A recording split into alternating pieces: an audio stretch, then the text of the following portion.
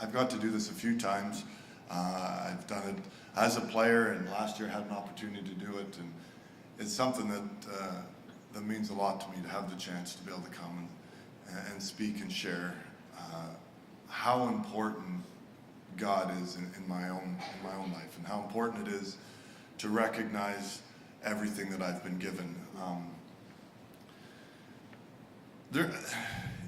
In the last little bit here, Bob and I were talking about just hockey being done, and when hockey's done, you start to think a lot. Like, man, what else is there? What am I supposed to do? And as you start to think, I think that's probably the best opportunity for God to kind of get a hold of you and give you a little bit of an example of things that happened over my career and things that went on that kind of clarified some things, and kind of I've been able to recognize things that I didn't probably recognize as well. Being a captain for 14 years was the one thing out of that whole thing, that whole time, is that I was able to learn a lot. That was probably the best part of it, was being able to learn so much. And one of the things over all of those years that I learned was everybody, and even now, everybody wants respect. Everybody wants to be respected. I think that my wife wants my respect, my kids want my respect, my teammates really wanted my respect. Hockey players in general, athletes in general, people generally want respect. And it's one of those most fascinating things, because it's hard to put your finger on it and say, well, this is what respect is. What is it? What is it that, if I want to be respected, what is it that I desire? And as I was kind of going through and you're thinking about things, to me it's came down to respect is my time and my attention. My wife wants my time and my attention. My kids want my time and my attention. And if I give them my time and attention, they feel like I'm respecting them. And as a player, it's in the room, and it's everybody that comes into the league wants it. The fans want it, media wants it, your coaches demand it at times. But everybody always is kind of trying to desire it. And I was trying to put my finger on saying, okay, well, what is it that I can do to show respect? And one time, one of my better friends, I played junior hockey in Kamloops, and one of my best friends, his name's Jason Strudwick. I've actually met my wife through because of him, so he's close to my wife's family, and we were pretty good friends. And I made it to the NHL, and a couple of years later, he's playing in Vancouver, and while we're playing, he absolutely, one of my friends, a teammate of mine, gets a suicide pass, and he blows him up, like, I mean, destroys him, and my teammate's laying on the ice, and I'm kind of surprised, like, I got to respond to this. You know, when you don't really see a hit coming and it's on, sometimes it just happens, and you kind of, so I skate over to Struds, and we kind of look at each other, and there's a moment when you're on the ice and you realize there's probably going to be a fight here. Like, we're going to, and Struds and I are really good friends. Like, we're good friends. And it actually happened right up against the glass. Like, we're fairly close to the glass. And my in-laws are sitting like, and we're sitting right beside the glass. And Struds kind of looks at me, and I look at him, and I'm like, we're going to fight. Actually, Bob and I fought too, so that's a different story. But as we're sitting there looking at each other, it's that moment when it happens, and you're like, okay, let's do this. So we kind of square off, and we fight, and he cheated because he actually threw lefts. So if you throw, I think you should have to declare if you're going to throw rights or lefts at the very beginning, and then not switch, because if you switch, you get in. I was surprised. I was like, hey, you're not allowed to do that. You're trying to hurt me now, so stop it. But anyways, in the middle of the fight, we're going back and forth, and the fight ends, and we're in the penalty box, and we're kind of chirping back and forth at each other, having fun. And he's asking me if I was holding water bottles in my hands because his punches don't hurt, and I'm telling him, we're just going back and forth. But the whole point of the story is that when I skated over to him and he looked at me, there was an element of respect in the weirdest way. There's an element of respect, because if I'd skated over to him and I didn't deem he was capable of my time and attention at that moment, I wouldn't have given him any respect. I wouldn't have fought him. If I thought it was going to be, I could easily beat him up, I wouldn't have fought him. I was a little scared because I thought he's probably going to beat me up. He's a little bit tougher than me probably, and do not let him see, I do not want him to see this because he's not tougher than me. But it was one of those things that if I'd skated over to him and he turned around and kind of poked me and just ignored me and been like, get out of here, it would have been disrespectful. And that sounds weird because it's a fight and everyone's always worried about what are we supposed to do with fighting and is a Christian like to fight? I have no problems with it whatsoever. It was more of a thing of respect, but everyone's always looking for it. And so it's amazing in me giving my time and attention to him, that was me respecting him. And he left after that game. We had such admiration for each other because we were willing to fight and we were willing to. I respected you enough to give you an opportunity to do that, and it was kind of a bizarre thing. So there's one example of respect, a little bit different, but it's an example of respect. So if we can figure out that it's time and attention, then we need to be able to give it to people, to everybody. If I'm a huge sports fan. I love sports. I like, and leaders and all that. If John McCain had walked into the room, when John McCain walked into I got to know John a little bit, and when he would come into the room, if he said anything, everybody in the room would laugh. Everyone would acknowledge his questions. Everyone would turn, and if he called you by name, it would be like, hey, how you doing? Yeah. If I was talking to someone and he walked into the room, and he's like, Shane, I'd be like, I'm sorry, just 1 second. And I'd walk over and I'd say hello, and I'd give him my instant time and attention. And that was respect. And if I can give it to John, then I need to realize that I can give it to other people. And so it was one of those things that as I started to think about this, I was like, man, time and attention is what respect is. It's the simplest thing.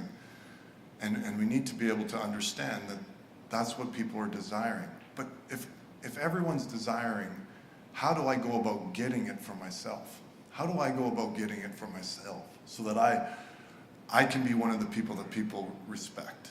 And so as I started to think about it, I was like, you can demand it and you can ask for it and you can say that you show me respect. And I think everyone has kind of came across those people that are demanding it. In hockey, we always tease they're entitled. I think it's the worst phrase you could ever use to describe anybody. No one wants to be described as entitled. They're kind of like, I've done everything I need to do, so you now need to respect me. And you're not going to get respect that way. It's actually it's ugly and it's nothing that anybody wants. But respect can never be demanded. And so one of the things that we've been taught is that respect can be earned. I'm going to earn your respect. I'll do something great. I'll do something amazing. And as I do something amazing, you're going to end up respecting me. And it's why we respect Wayne Gretzky, because he can do things that stretched our capacity. Connor McDavid, Brent Burns, the things that he does here that are they're amazing, and you respect what he does. And he's earning your respect.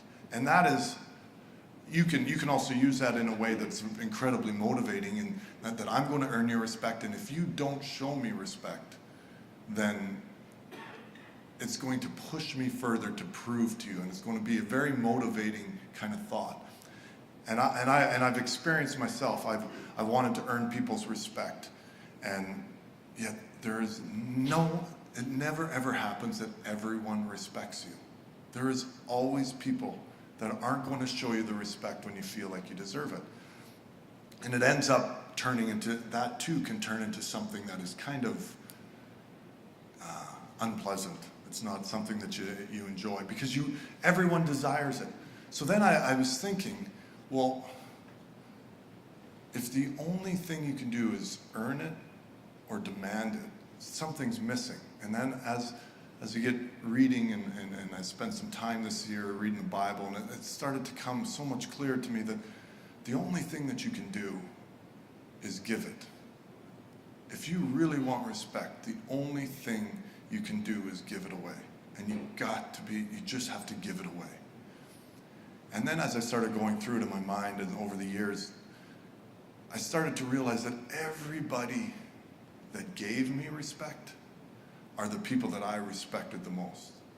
And that the more that I respect my kids, the more I respect my wife, the more I respect my teammates, the more that they respected me. And it's just obvious. Like once you start to say it, it seems so simple and so obvious. But it's so important for us to realize that we live in a world that's kind of gotten turned upside down. That we all want respect, and we all will demand it, and we'll try to earn it, and you'll never ever get it.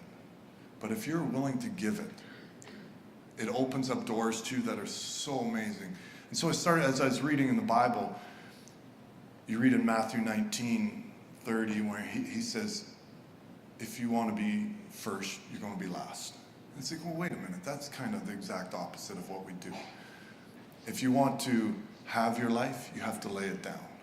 And you're like, well, wait a minute, okay, I'm starting to see. And so then as I started to, have you ever had it where you feel like you know the song, but you can't put the words to it until the music starts to play? Like you're like, there's something there.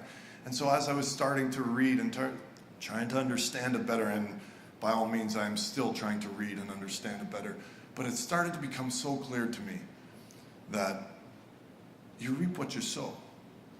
And all of those things kind of flow together. The first shall be last, and the last shall be first. You reap what you sow. If you want your life, you have to lay it down. And yet it seems so abstract. At times it seems like religious kind of hyperbole. You just kind of like, that's what you say. That's what you put on your postcard. It's what you tell people. But what is it? Like, what is it? And when I started to realize that this perfect example of it is the respect that we all desire, is that we give it to each other. And if we can just manage to give each other the time and attention. When my son walks up to me and I got my phone in my hand and he wants my time and attention, I want to be respected, I can set it down for a second and be like, hey bud, what's going on? And it's instant. It's instant that when he sees my attention and he sees my time, he engages. So then I was like, well, wait, I've made a lot of mistakes in my life. I think I want some forgiveness for all the mistakes that I've made. And the only way you're going to get forgiveness is by giving it. And the only way that you're going to get love is by giving it. And the only way that you're going to get joy in your life is by giving it to those around you. And as you start to read and start to understand it, it starts to become more and more significant in your life. If you want to have the life that God desires for you to have, then start giving it to the people around you. That just give it away. Give your life away. Give up your time, give up your attention to people that really want it. And it's amazing how it comes back to you in spades. And it can be all the things that it's amazing because everybody seems to want something in life. Everybody wants, I do. I still want to be respected. I still want to have influence. I still want my wife to love me. I want my kids to think that I'm great. And it all comes back to the upside down kingdom, where it's like, you know what? The more that I think my kids are great, the more that I acknowledge my kids and think that they're just, give them time and attention, the greater they think that I am. And that's probably not it's easy when they're your kids because you can kind of trick them into thinking that, but it's amazing how often it is that we get caught up in trying to get the things that we want instead of being willing to give away the things that we have. And if I can challenge you in anything, is to understand that Jesus came to give his life away. He gave his life for us. Because he is the guy that deserves the most respect. Because he gave everything for us. And I'm so blessed and thankful that I've had the ability to understand that and recognize that. And I pray that as you go through your day, as you go through your week, as you go through your year, that you understand that if you want joy, you want peace, you want these things, give it to people around you.